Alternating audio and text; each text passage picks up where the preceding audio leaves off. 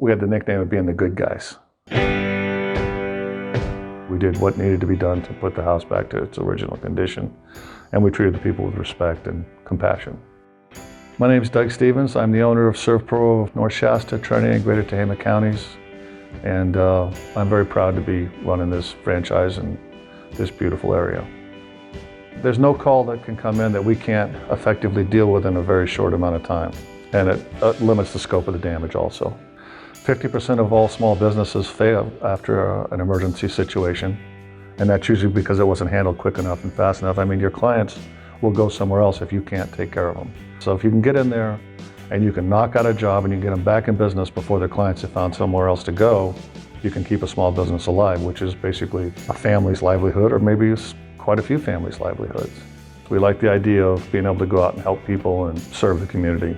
Some of the main ways that we help the community would be water damages, fire damage, smoke, biohazard, crime scene cleanup, vandalism, board ups after disasters, mold remediation, meth lab cleanups. Basically, anything that can happen to a structure that needs to be remediated and cleaned up, taken care of, put back to its original use, we do all that.